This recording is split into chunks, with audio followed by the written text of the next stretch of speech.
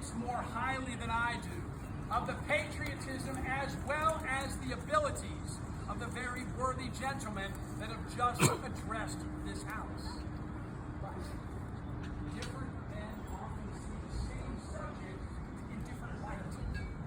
Therefore, I hope it will not be thought of as disrespectful to these gentlemen if entertaining as I do opinions of a character very opposite to theirs. I shall speak forth my sentiments freely and without reserve. This is no time for ceremony. The question before this house is one of awful moment to this country. For my own part, I consider it as nothing less than a question of freedom or slavery. And in proportion to the magnitude of the subject ought to be the freedom of the debate. It is only in this way we can hope to arrive at the truth and fulfill the great responsibility which we hold to God and to our country. Should I keep back my opinions at such a time for fear of giving offense?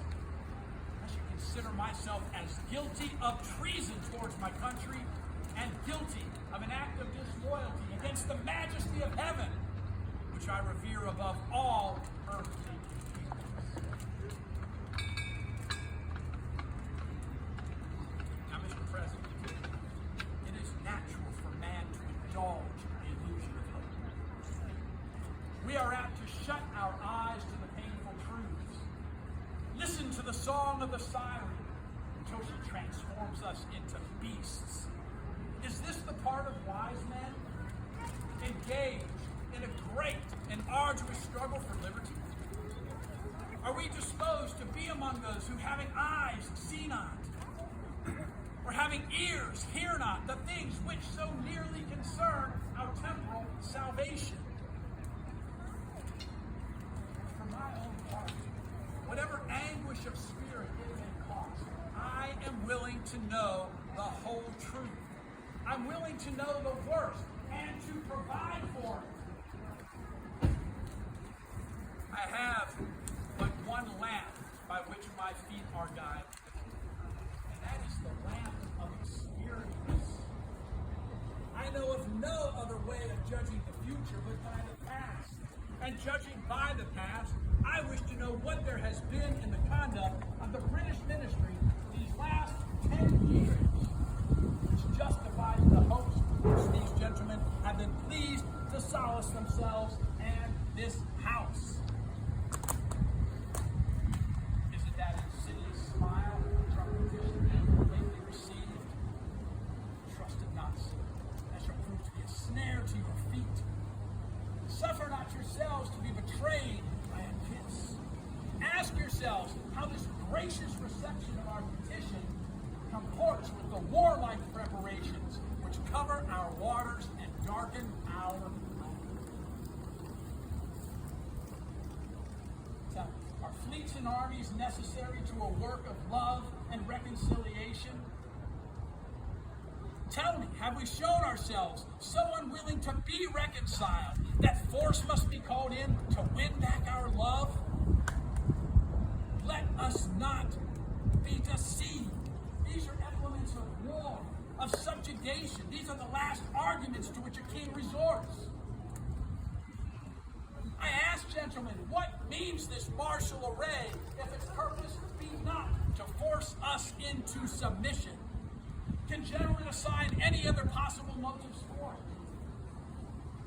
Has Great Britain any enemy in this corner of the world to call for all this accumulation of navies and armies?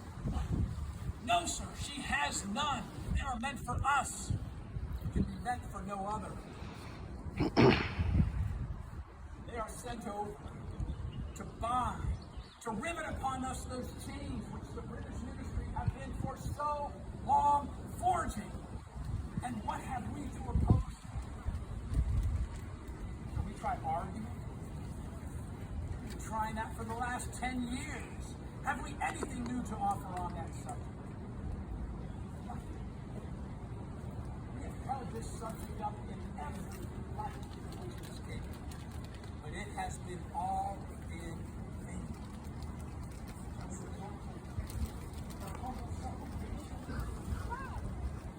terms shall we find which have not been already exhausted. Let us not, I beseech you, let us not be deceived any longer.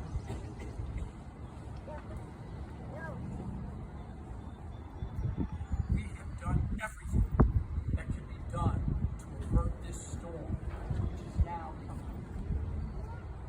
We have petitioned. We have remonstrated. We have supplicated. We have prostrated ourselves before the throne and implored its interposition to arrest the tyrannical hands of the ministry and parliament. Petitions have been slighted. Our remonstrances have produced additional violence and insult. Our supplications, they have been disregarded. We have been spurned with contempt from the foot of the throne. In vain after these things may we indulge in fond hope of peace and reconciliation. There is no longer any room for hope. If we wish to be free, if we need to preserve, unviolated, these inestimable privileges for which we have been for so long contending, if we mean not basely to abandon the noble struggle in which we have been for so long engaged, I repeat that. We must fight. An appeal to arms and to the God of hosts is all that is left us. You tell us that we are weak, unable to cope with so formidable an adversary. But I ask, when shall we be stronger? Next week, next month, next year? Will it be when we are totally disarmed? Disarmed with a British guard stationed at every house? Shall we gather strength by irresolution and inaction? Shall we acquire the means of effectual resistance while lying supinely on our backs, while hugging that delusive hope, phantom of hope, hugging it till they bound us hand and foot? Sir, we are not weak. We are not weak if we make proper use of the means which the God of nature has placed in our powers. 3 millions of men, armed in the holy cause of liberty and in such a nation as that which we possess. These men are invincible against any force the enemy has set against us. Besides, we shall not fight our battles. There is a just God who presides over the destinies of the nations, and he will raise up friends to fight our battles for us. The battle is not to the strong, it's to the vigilant, the active, the brave.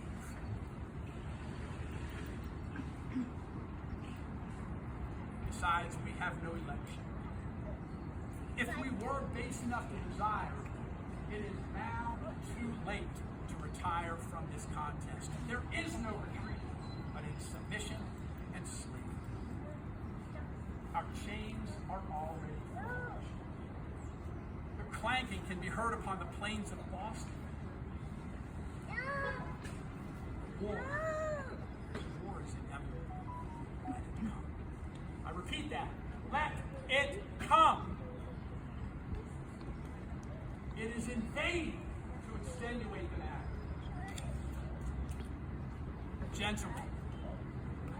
Gentlemen may cry, peace, peace, but there is no peace. War is actually begun. The next gale that sweeps from the north will bring to our ears the clash of resounding arms.